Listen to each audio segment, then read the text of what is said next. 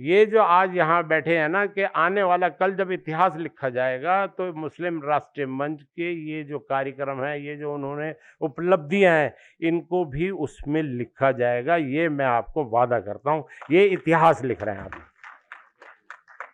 ये इतिहास लिख रहे हैं साहब।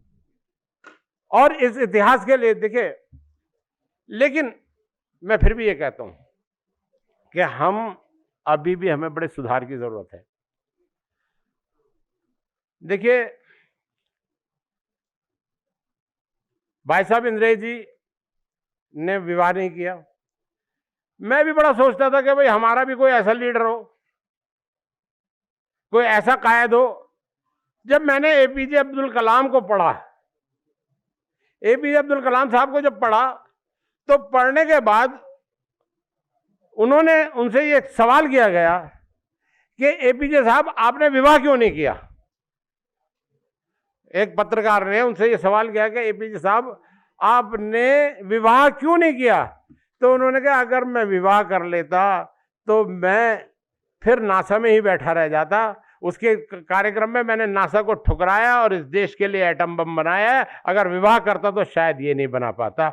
लेकिन अफसोस की बात है, मैं ये अफसोस के साथ कहना चाहता हूं, जिस दिन उनका अंतिम संस्कार हो रहा था और एक और व्यक्ति का अंतिम संस्कार होता था, वो याकूब मेमन का था, जो आतंकवादी था और जिसको सजाए मौत दी गई थी। उसके अंतिम संस्कार में लाखों मुसलमान बॉम्बे में उपस्थित है और रामेश्वरम में अकेला जो देश के चलने वाला, जिसने पूरे मुसलमान समाज को आज एक उसका नाम ले लीजिए, डॉक्टर भीमराव अंबेडकर, उसके एक नाम को लेकर पूरी कौम को उन्होंने कितना ऊंचाई पे पहुंचा दिया।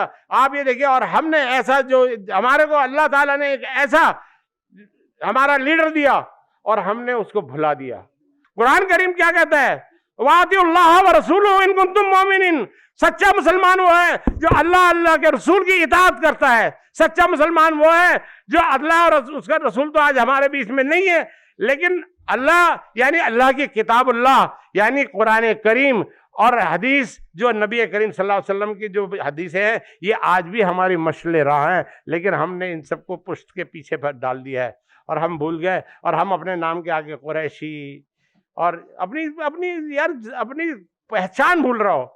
कोई मलिक लगा रहा है, कोई कुरैशी लगा रहा है, कोई फारूकी, कोई सिद्दीकी। अरे फारूक आजम यहाँ आए थे क्या? उस्मानी जी यहाँ आए थे, हजरत उस्मान सिद्दीक यहाँ आए थे, अबू बकर सिद्दीक यहाँ आए थे।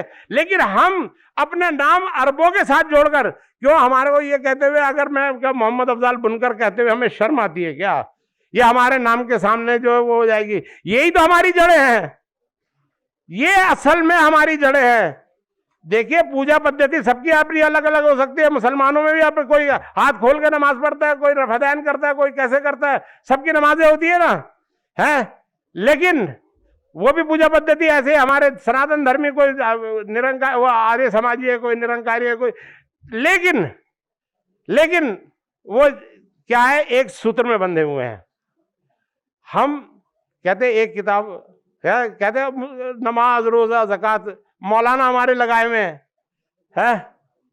कुरान क्या कहता है, आमन तो बिल्लाहि व मलाइकती व कुतुबिही व रसूलिही वल यौमिल आखिर, या आखिर वल यौमिल आखिर, यानी आमन तो बिल्लाहि, मैं अल्लाह पे यकीन रखता हूं, एक अल्लाह पे यकीन रखता हूं जो ये कहे कि मैं अल्लाह पे, आमन तो बिल्लाहि व मलाइकती, और उसके जो फरिश्ते हैं, आसमानी फरिश्ते, मैं उन पर भी यकीन रखता हूं।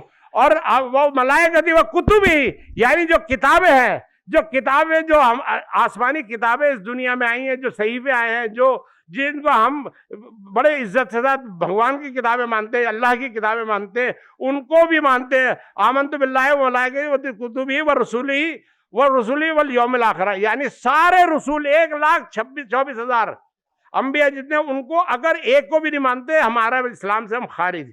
एक किताब को कहते हैं मनसूख हो गई, हमारे उलमा, हमारे लोग कहते हैं वो किताबें मनसूख हो गई, अब बस सिर्फ कलामुल्लाह है। अरे जब तक बुजुर्ग नहीं होगा, बड़ा नहीं होगा, तो किताबुल्लाह कहाँ तक काम करेगी? किताबुल्लाह, अगर कुरान को मनवाना है तो आपको तौरात और इंजील को भी मनवाना पड़ेगा, आपको गीता और रामायण को भी मनवाना पड़ेगा। जब तक हम इन सब चीजों को नहीं मनवाएंगे, हम इस दुनिया के अंदर सच मायने में इस्लाम के सच्चे अलमबरदार नहीं कह सकते। हम ये नहीं मानते और जड़ों से हमने तो जुड़ना छोड़ दिया। हम इधर उधर की बातें करते हैं और सिर्फ हम ये दिखाते हैं कि हम अरब के हैं। कोई कहता है मैं पठान हूँ, माशाल्लाह यूसुफ जई पठान हूँ, और जब उनके पास पैसा आ जाता है वो पता नहीं कौन कौन से पठान बन जाते हैं, अल्हम्दुलिल्लाह। और उसके बाद कहते हैं भाई मैं, और जब अगर उनकी जड़ों में जाओ ना तो पता चला ये तो अब्बासी समाज का था, ये फला समाज का था, ये सारे हमारे, ये सब पता चलता है। लेकिन हम ऐसे खुश होते हैं, वाह वाह क्या कमाल कर दिया। ये हमारे लिए शर्म की बात है।